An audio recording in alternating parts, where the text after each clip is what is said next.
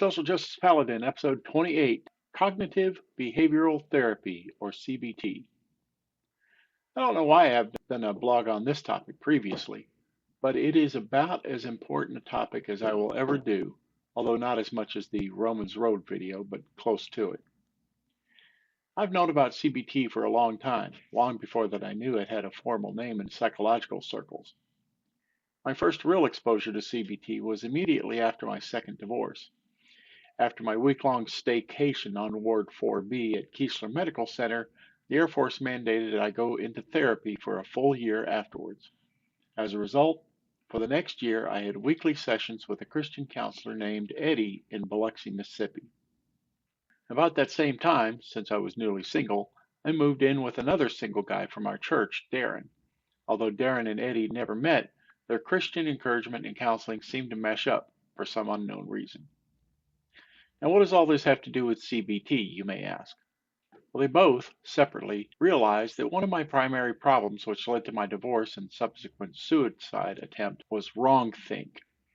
I had, up to that point, filled my mind with wrong images of myself, my circumstances, my relationship with God, and the people around me.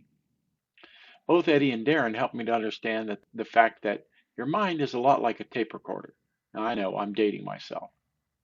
But in your mind, you have your self-image, your image of others, images of the past, present, and your projected future, images that you play and replay over and over again in your mind. All of those mental images represent your view of reality. Some of those images are true and some are false. But to you, they are all very, very real. Here's where we could take an hour-long side trip into what is known as epistemology. Epistemology is the study in psychology of how do we know what we know. And if you're not into psychology, it can get pretty deep pretty quick. But the overarching question we're concerned with here is, how do you know what you know? What is truth, and which are lies or falsehoods told to you by others, outside sources, manipulations, sales pitches, etc. Now, the essence of CBT is to help a person identify their thoughts, which thoughts are good and beneficial, and which thoughts are harmful or can cause chaos and confusion. Once harmful thoughts are identified, it becomes possible to rewrite the recordings in your memory and replace untrue thoughts with valid, i.e., realistic thoughts, or at least a more closely realistic, more true view of yourself and the world around you. Here's the key to all of this. Whether you don't believe in religion, or maybe you do have a particular religion or spirituality, the mind works the same way, regardless of your worldview. The important issue here is to identify truth and to take the time to ingrain that truth into your thought life, thereby erasing false or harmful inner narratives. Now, much later, after my sessions with Eddie were over, I was going to school for my master's in social work, and I received formal training in CBT. Judith Beck wrote the definitive work on cognitive behavioral therapy, with input and development from her father, Aaron Beck, MD. Studying CBT therapy techniques as a clinician can be a lifelong work, but the basic principles can be learned and put into practice very quickly. Keep in mind that a person can sometimes need an outside therapist to help them identify harmful thoughts and give helpful insight. Everyone has blind spots. But if you know and understand how the mind, emotions, and behaviors relate to each other, then you can begin to implement CBT principles for yourself without the need of a therapist. Caveat: if you have intrusive thoughts that just cannot or will not be, quote, overwritten, then I suggest biting the bullet and making a counseling appointment with a trained therapist. Doing some things is easy. Other things are hard. Still others are downright impossible without outside help. If you need help, there's no shame in asking for help. We all need help from time to time. Ask. This blog is on the basics of CBT and will be in two parts. The first part will be a general overview of CBT and the cognitive model based on the concepts found in Cognitive Therapy, Basics and Beyond, 1995, first edition, by Judith Beck. This part will be generally applicable to anybody who wants to learn and potentially improve their thought life or get rid of bad habits.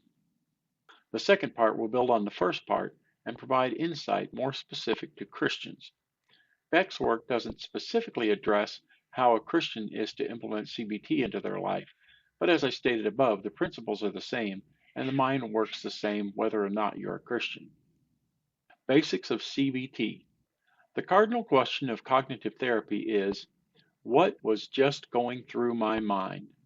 By identifying your current thought, you can more easily identify what are known as automatic thoughts, which often run in the background of your mind just at the barrier between your conscious and subconscious thoughts. The process of learning cognitive therapy is similar to any learned skill, like riding a bicycle. At first, it can feel awkward, but it gets easier with practice. Beliefs. Beck says, beginning in childhood, people develop certain beliefs about themselves, other people, and their worlds.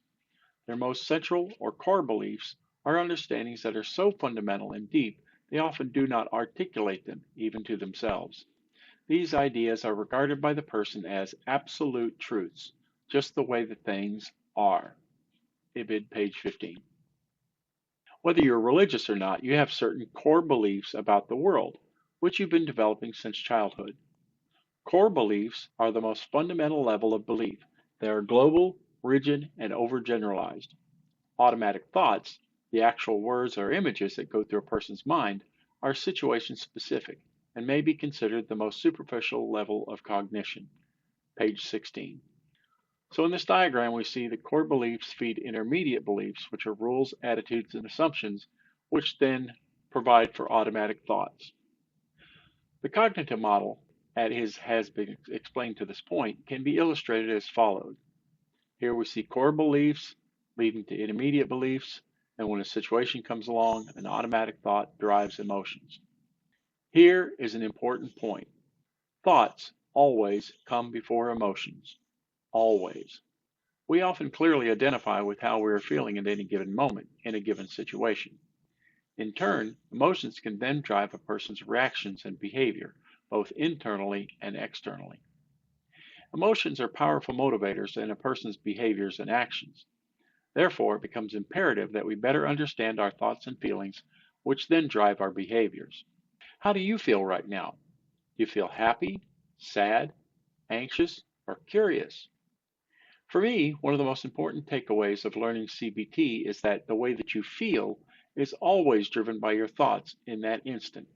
In other words, if you're experiencing negative emotions, fear, hate, anxiety, etc., you need to stop and identify the thoughts which are driving that emotion, and then correct those thoughts with the opposing positive or true thought.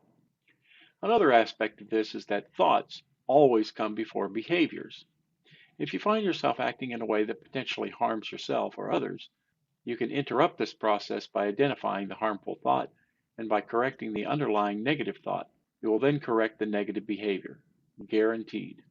For example, do you have a bad habit you want to get rid of, like smoking or biting your nails? CBT, if correctly practiced, can help you identify the thoughts causing those behaviors, and with practice, over time, change those unwanted habits. It sounds like mind over matter, but it's really more like mind over behavior. The rest of Beck's book details the therapeutic model for clinicians, how to structure therapy sessions, document progress, and so forth. What we're interested here is the tools, the cognitive model, and how it works for an individual, but not necessarily the clinician. Now that we have a basic understanding of the tools and concepts behind CBT, you can now put it into practice for yourself. In the next episode, we will discuss how CBT principles can be effectively used by Christians in their daily spiritual walk.